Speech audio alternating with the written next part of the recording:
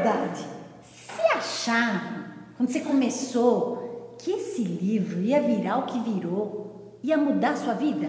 Ó, a gente sempre tem altas expectativas, né? Mas... Então tá.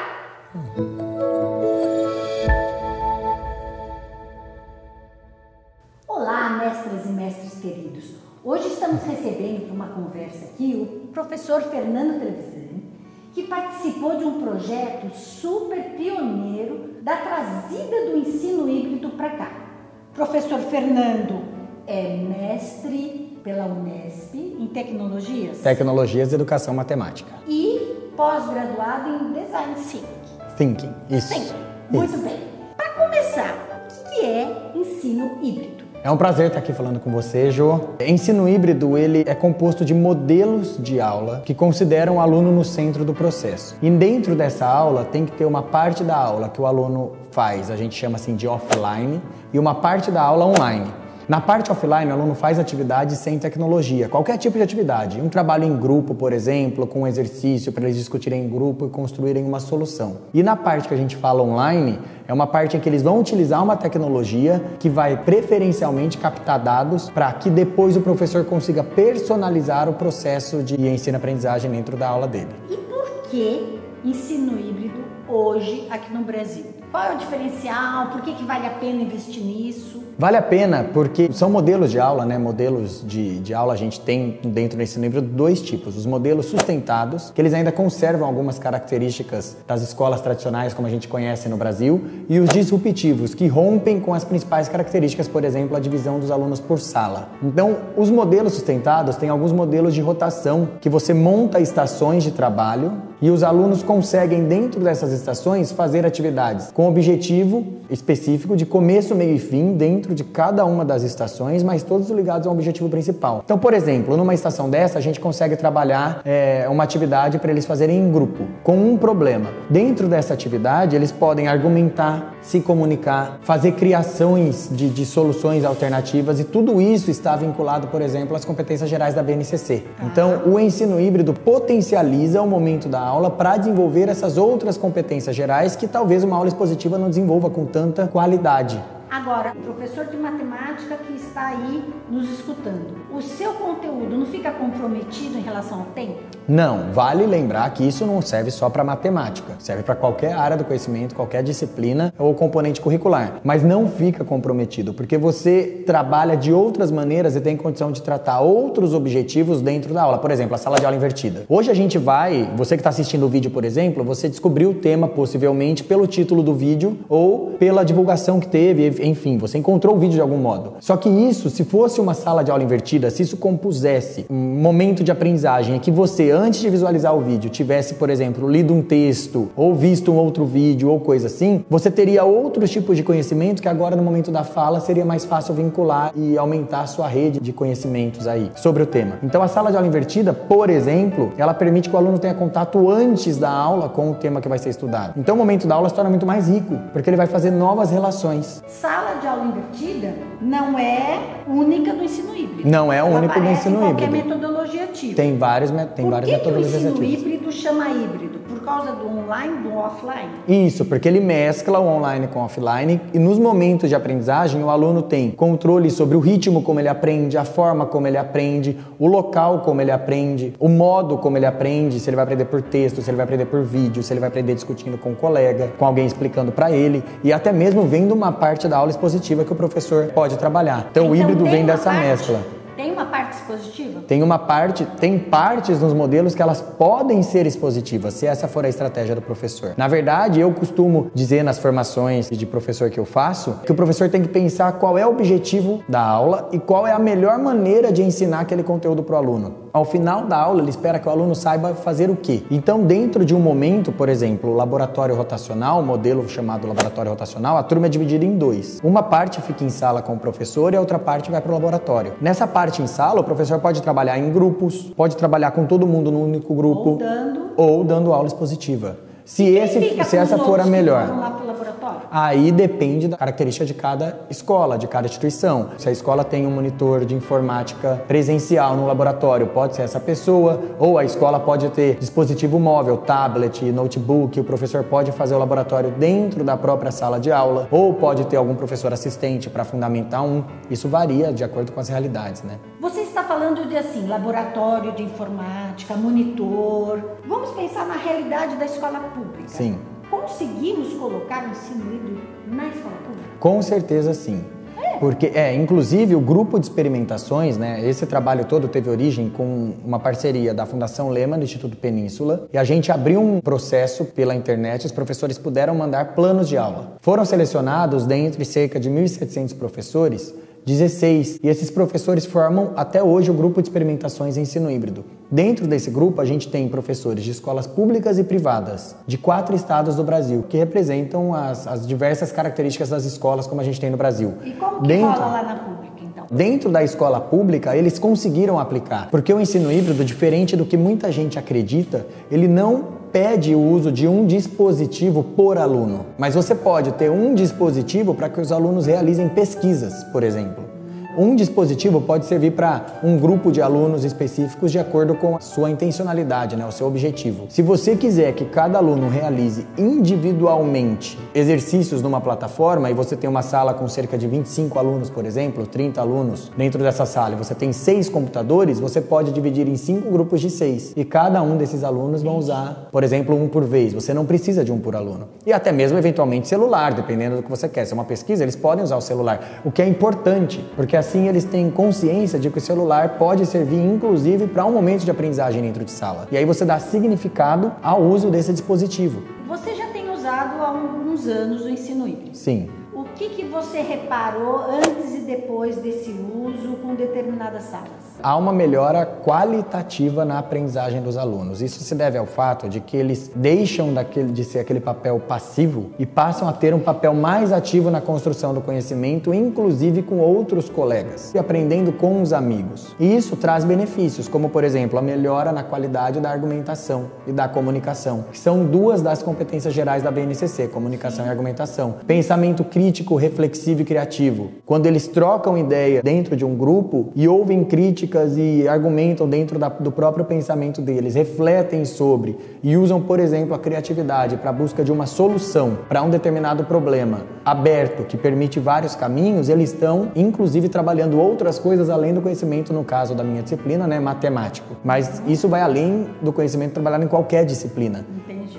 A empatia, a cooperação, que é outra competência geral. O aluno, quando tem uma dificuldade, alguém do grupo dele tem uma dificuldade, ele para de fato ouvir, escutar e ajudar o colega, a empatia dele melhora bastante. Então, essas outras coisas, por exemplo, mencionadas na BNCC, o ensino híbrido possibilita um ambiente e um momento de aula muito rico para o desenvolvimento, inclusive, dessas competências gerais. Como que essa pessoa que está nos ouvindo agora, esse professor, não importa a disciplina, Sim. Ele quer começar. Começa lendo isso aqui? É um caminho.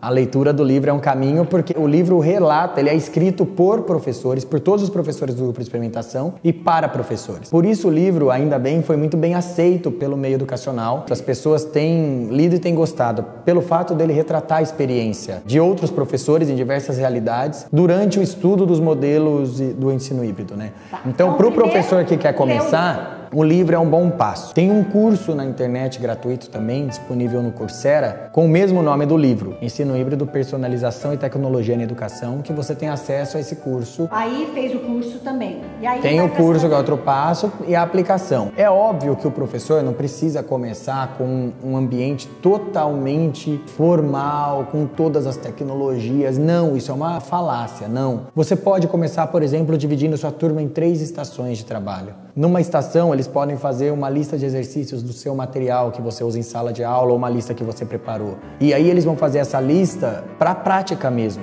Numa outra estação, pode ter alguma tecnologia em que você coloque um vídeo para que eles assistam num dispositivo para todo mundo que está nessa estação, com uma caixinha de som não muito alto, e que eles vão discutir depois algumas questões que você faz a respeito do vídeo de outro material. E na outra estação, você pode colocar um único problema para eles trabalharem em grupo. E depois de um determinado tempo eles trocam. Quanto tempo é esse? Então, varia do seu tempo de aula. Muitos professores falam, mas eu preciso ter aula dupla. Não, você não precisa ter aula dupla. Eventualmente, você pode investir seu tempo numa aula montando 2 estações, cerca de 20 minutos cada estação. Você vai ter 2 rotações. Na próxima aula, você faz a 3ª rotação e o fechamento da aula. Então você pode quebrar a sua aula, não há um problema nenhum. Se você tiver aula dupla, melhor ainda, porque você consegue fazer dentro dos seus cerca de 130, 140 minutos ali com os alunos. Porque sempre que a gente escuta ensino híbrido, a gente fala de personalização. Porque um dos objetivos do ensino híbrido, ao final do processo, é a personalização. A ideia é que o professor use a tecnologia para coletar dados e analisar esses dados. Então o professor ele vira um mediador, porque os alunos podem aprender com outras fontes ali de conhecimento, e ele passa também a analisar os dados. Por exemplo, usando um recurso tecnológico que colete dados dos alunos e que armazene esses dados e te forneça gráficos sobre acertos e erros e a produção. A plataforma, no caso da matemática, a plataforma Khan Academy. Que ela é gratuita para todos os alunos acessarem, para o professor acessar, tem gráficos com os dados, o que o aluno conseguiu fazer, o que não conseguiu. O professor, ao final, ele pode olhar e ver quantos alunos conseguiram executar esses exercícios, esses problemas sobre equação de segundo grau, por exemplo. E aí o professor ali, ele pode ter índice, dados de quantos alunos conseguiram e quantos não. E ele pode, a partir daí, formar um grupo com os alunos que não conseguiram e, de fato, agir de maneira mais assertiva sobre as dúvidas. Enquanto aqueles que conseguiram podem continuar progredindo, porque ela é uma plataforma adaptativa. Ela se adapta ao percurso de cada aluno. A gente sabe que, por conta do livro, né, você tem viajado o Brasil inteiro. Sim. Né, dando palestras, às vezes em sistema de ensino, às vezes em escolas, às vezes em prefeituras. Sim, secretarias de educação. A maioria bate palma e fala que é legal. Você já teve algum enfrentamento, tipo, professor, isso não vai funcionar? Já. Isso acontece porque quando a gente ainda olha a parte tecnológica, há às vezes um gap entre o professor que de fato domina a utilização da tecnologia e aquele que se sente mais inseguro. E também é um erro, ao meu ver, o professor querer estar totalmente seguro com a tecnologia. Porque ele tem alunos, você pode contar com seus alunos. Você tem cerca de 30, 40 alunos por sala. E se você não souber, algum aluno seu vai saber mexer. Você não precisa aprender totalmente um software ou um aplicativo para depois utilizar com os alunos. Você pode aprender no momento básico para começar e os alunos vão descobrindo as funcionalidades sozinhos. E o que eles não souberem, eles vão pesquisar.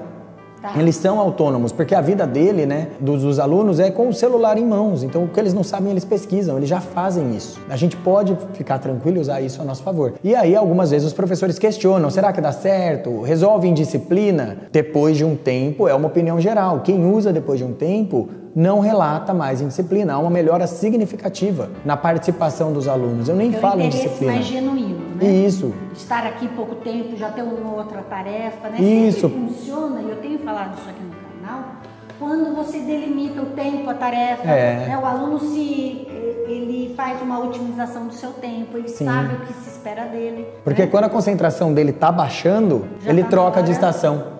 Então ele tem um objetivo definido, com atividades que com certeza, né, devem caber dentro do seu tempo da rotação. Não vai dar uma atividade que leve 40 minutos e uma estação de 20, ele não vai terminar. E aí depois daquele tempo ele vai rodar e vai para outra atividade com características diferentes. Os alunos gostam. Na palestra eu mostro vídeos e depoimentos dos meus alunos, muitos inclusive do Colégio Siddhartha, onde eu leciono de 9ª a 3ª série do médio, e eles falam sobre o quanto aquilo foi bom para eles, porque eles puderam aprender com os colegas e não só necessariamente aprender com o professor, ouvir outras explicações de colegas que eventualmente têm a mesma dúvida.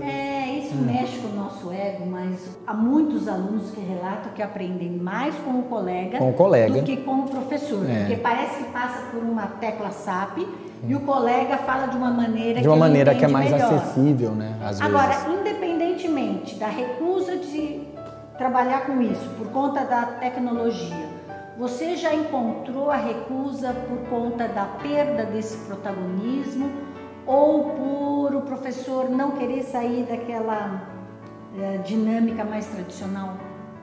É que a recusa pela perda do protagonismo, não. Apesar que eu acredito que, de certa forma, a gente tem algum ego de... A gente se sente mais tendo mais domínio da sala quando a gente está falando em modo expositivo. Porque quando os alunos estão trabalhando, você não tem o tipo de pergunta que pode vir. E na sala você direciona a aula, numa aula expositiva, para onde você quer. Só que eu acho que o professor ainda acreditar nisso hoje é falso, porque o aluno aprende qualquer conteúdo pela internet, por exemplo. Não há um conteúdo da sua disciplina, professor, não há um conteúdo da sua disciplina que ele não digite na internet, ele não tem acesso. Então, na verdade, a gente tem que assumir outro papel, de fato, e possibilitar outras coisas dentro das nossas aulas, para os alunos falarem, se comunicarem, eventualmente terem mais empatia, ouvir os colegas, saber respeitar, saber agir quando discordam de uma estratégia que ele fala, é fundamental. E não há uma recusa, assim, com perda do protagonismo. Agora, pela outra coisa, qual que foi que você falou do protagonismo e... Daquela zona de conforto do tradicional. Porque mudar, na verdade, eu até falo assim nas palestras que a ideia que eu falo aos professores não é que eu quero que eles saiam da zona de conforto, mas que eu quero que eles ampliem a zona de conforto. Porque a gente tem que aumentar a nossa zona de conforto para atuar em aula e não sair dela.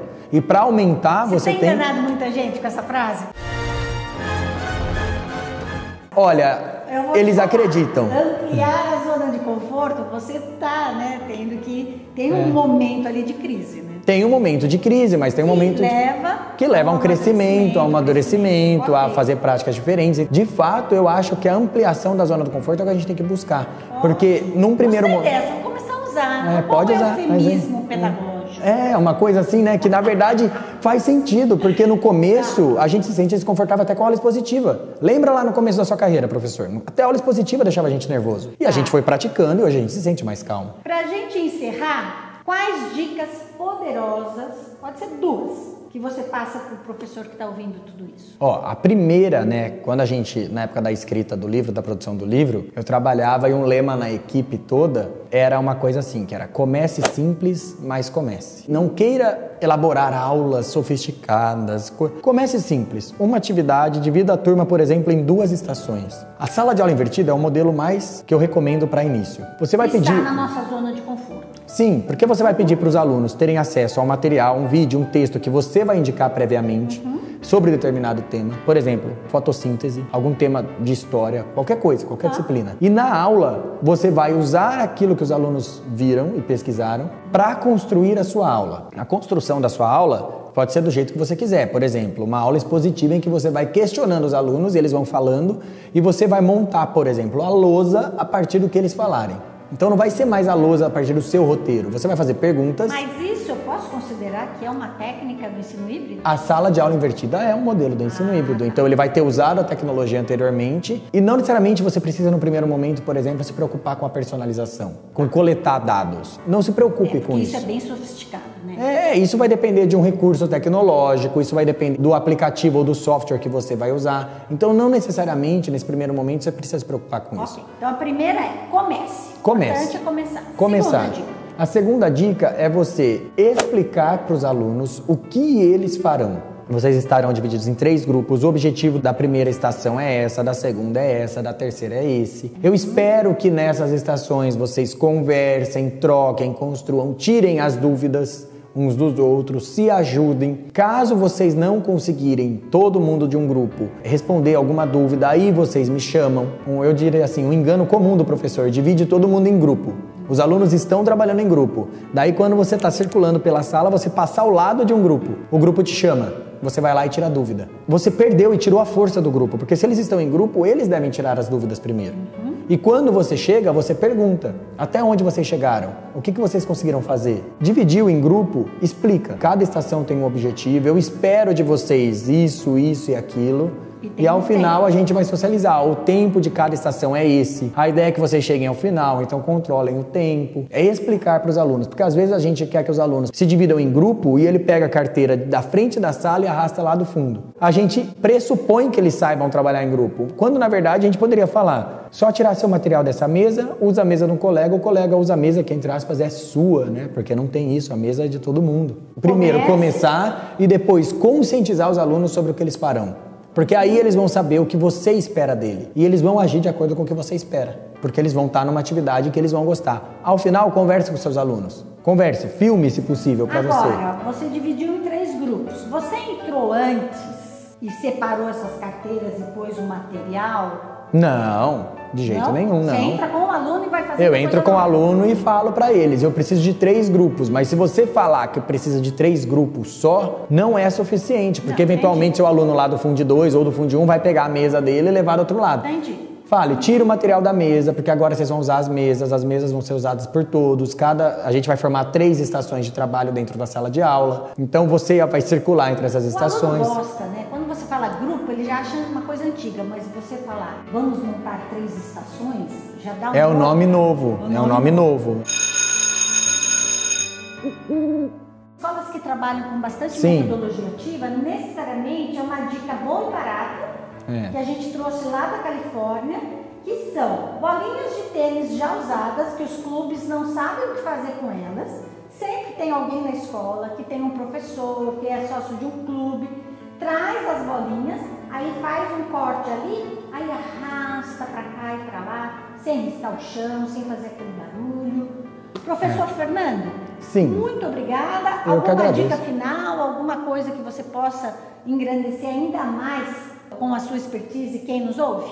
Sim, eu agradeço você pelo convite, Jô, é muito bom. Te considero uma amigona, muito, você sabe disso. A dica que eu dou pro professor é, professores, nós temos que mudar a forma de aula. Eu não acredito que só aula expositiva é um caminho. Assim como eu também, mesmo sendo um dos coordenadores do curso do livro do ensino híbrido, eu não acredito que só aulas em ensino híbrido sejam um caminho. Eu acho que nossos alunos, eles têm que aprender a aprender por aulas expositivas, por aulas modelos de ensino híbrido, discutindo com os colegas, vendo um vídeo na internet, trabalhando em grupo e discutindo. A gente precisa formar um aluno para atuar numa sociedade muito complexa. Então eu acredito na variedade de experiências de formação e de momentos de aprendizagem que a gente dá para os alunos em sala. O que eu queria deixar é um convite. Vamos tentar fazer algo diferente. De fato, não precisa ser um ensino híbrido, mas precisa ser diferente. Então eu convido a gente a fazer, aos colegas, né, de profissão, a tentarem atuar de uma maneira diferente e mudarem isso aos pouquinhos para de fato ampliar a nossa zona de conforto e proporcionar aos alunos os momentos diferentes de aprendizagem. Ótimo! E o pessoal que está lá do outro lado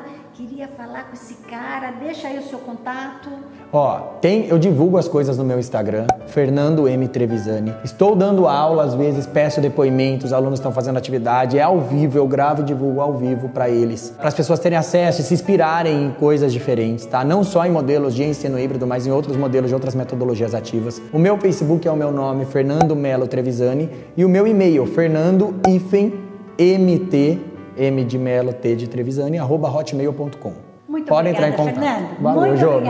Obrigadão. Gostou do vídeo? Compartilha com seus amigos, com seus colegas que querem entender um pouquinho mais do ensino híbrido e das mudanças na educação. Até o próximo vídeo e lembre-se, OSP, orgulho de ser professor.